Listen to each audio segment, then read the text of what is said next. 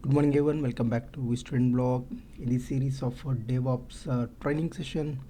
In this video we will be discussing about DevOps monitoring. So this, as I said, this is also in a theoretical part. So these are all important theory because we need to know each component before we proceed for learning on the tools which we use in DevOps. So that is the reason I'm proceeding with a lot of theory, telling about, discussing about each component. I know this is a little bit broad crushing, but we have to know, we don't have option. So talking about the DevOps monitoring, why you need. So actually, what is DevOps monitoring? What is the importance of DevOps monitoring? So like monitoring, why do we require a monitoring? If something goes down, if you don't have any tool to, if you don't have any mechanism to let you know that there is something down, obviously it will be a production impact. So DevOps monitoring, DevOps is the process of monitoring everything from strategy to development, from integration to testing, and from deployment to operations. It provides a comprehensive real-time view of the status of production applications, servers, and infrastructure. So real-time streaming, historical replay, and virtualization are the crucial aspects of application and server monitoring, service monitoring. So as I said, we'll be discussing few about what is the importance of DevOps monitoring and types of monitoring we'll be discussing. So what is the importance of DevOps monitoring? So with DevOps monitoring, teams can react quickly and automatically to any changes in client experience. In addition, it enables developers to shift left to easier phase of development, reducing the number of broken production changes. Problems can be detected and deal with manually or automatically as required with the better software instrumentation. So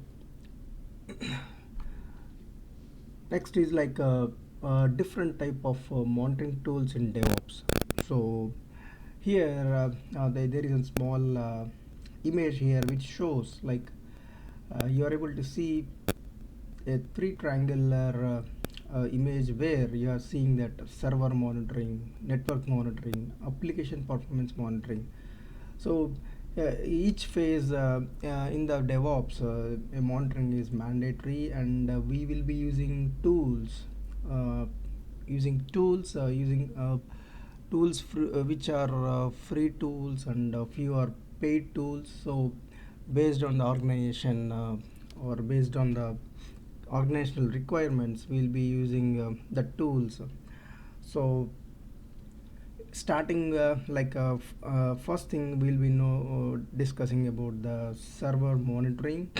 So most of the tools in DevOps have been categorized in different types. So first one is server monitoring. So server monitoring is also known as resource monitoring or infrastructure monitoring. So server monitoring collects information about the server's performance. It provides statistics on memory consumption, CPU loads, and disk space utilization. It is helpful in aggregating data from virtual server systems for cloud-based scenarios. So below are the tools uh, we can use to monitor servers, like as mentioned here, Splunk. Splunk is used for analyzing the logs. Nagios is for server monitoring, if like CPU utilization, memory utilization, disk utilization, and it will pop up based on the threshold configured on the server. So whenever a high CPU is happening on a server, it will send a mail to the concerned team saying that this is consuming high memory or high CPU or high disk utilization. any server is down, it will send a alert to, or in that monitoring tool itself, it will turn from green to red, saying that the server is down. So Nagios is a free tool. Splunk is paid. So these are all tools, a combination of multiple tools. We can monitor our environment for servers. Next is network monitoring.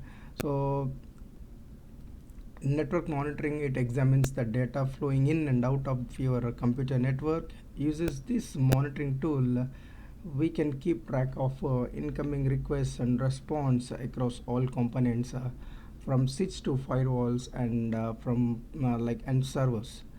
So like catch point is one of the tool used for network monitoring tool in DevOps. So next is application performance monitoring. So it measures how a service is performing overall. These tools query the servers on their own and keep track of metrics such as response time and completion. It is essential to ensure that application performance issues are promptly detected and diagnosed, so that a service can function as intended. So these are the few tools. We have tons of tools, but I just listed few, Signal FX, App Dynamics, Raygun, and Neuralink. So these are the tools. So apart from that, a DevOps monitoring use case, I will be briefing each and every point mentioned here. So knowing about these is an added knowledge. So that is the reason I just mentioned here this few, and we'll be discussing. So the first one is what is as discussed, every stage of your DevOps production must be visible. This includes a big picture view of the health and activation in the infrastructure platform. However, even the smallest unit of the value down to the single line of code, we need the attention. And yeah, let's cover the main functions involved. That is code listening. So code listening tools analyze your code for style, syntax, and potential errors. In many cases, they also check for best practices and conformly to a coding standard. Linting can help you find and fix problems in your code before they cause runtime errors or other issues. Linting also helps ensure your code is clean and consistent. So next is Git flow operations. So code-based conflicts can happen when two or more developers attempt to work on the same part of the project at the same time. Git has multiple features that can help you manage and resolve conflicts, including commits and rollbacks. By monitoring Git flow operations for conflicts, you can ensure that your project remains so cohesive and consistent. So in our coming videos, we'll be discussing about Git. Git is an version control system, distributed version control system. So when always I was showing a flow chart of the DevOps, each part in the each stage we'll be using multiple tools. So I will be discussing in our next video what are the tools we'll be using and all stuff. So next is continuous integration logs. So CA logs can help determine if code builds are running successfully, or if errors or warnings have occurred. If there are errors, they will require resource to investigate, troubleshoot, and fix. Additionally, monitoring your logs can help and identify any potential issues with the build pipeline or code base that need to be addressed. Next one is continuous deployment, that is CD pipeline logs. So monitoring CD logs can provide valuable insights to the health and status of the pipeline. By monitoring the logs, we can troubleshoot failed deployments and identify potential problems. Next is configuration management change logs. So we can configure management change logs can provide valuable insight to the system state and critical changes. By monitoring these logs, we can track manual and automated changes made to our systems, so identify unauthorized changes and troubleshoot issues. So infrastructure deployment logs, our deployment logs tracks when new stacks deploy and whether they have failed. These logs can help troubleshoot issues with stack deployments and also identify unauthorized changes in the infrastructure that may have caused a failure. Code implementation. So code implementation is the process of adding code to our application in order to collect data about its performance and path of operations. With instructions in the place, with instrumentation in the place, we can track stack calls and see contextual values. Monitoring code instrumentation output allows us to measure the effectiveness of our DevOps practices and identify any areas that need improvement. It can also help identify bugs and aid with testing. So next is a distributed tracing.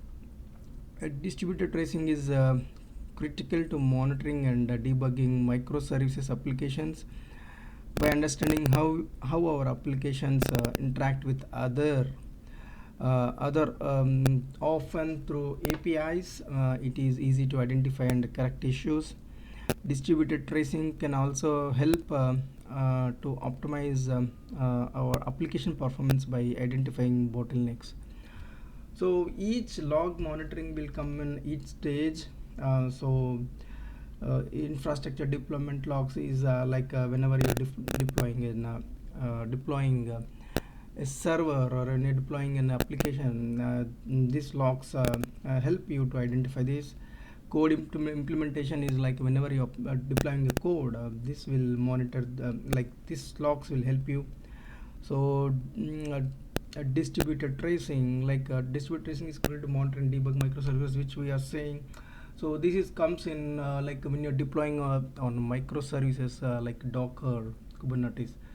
At that stage, it will be helpful. So next is application performance monitoring, that is APM. So APM tracks the performance and availability of applications. This can include tracking response time, include monitoring for errors, real user monitoring for end user experience tracking, and more. By using APM platforms, we can identify and fix issues before they cause problems for the rest of our systems. So next is API access monitoring. So by tracking and recording API access and traffic, we can identify and prevent unauthorized access or possible DDoS attacks. So though one more is synthetic monitoring. It is a type of software testing using a virtual representation of real world systems and components. So it can test the performance, functionality, and reliability of individual system components or any other entire systems. So these are the few use cases, and definitely it's theory. You may not be you will be a little bit confused, but when you real time working on the components at the different stages like deployment, packing, like in that cases you will be understanding about each of the case. So that's all for this video. I hope this is informative. As always, for any queries and suggestions, you can reach out to me on bstudentblog@gmail.com. Thanks for watching. Please do subscribe and like my videos. Thank you. Bye bye.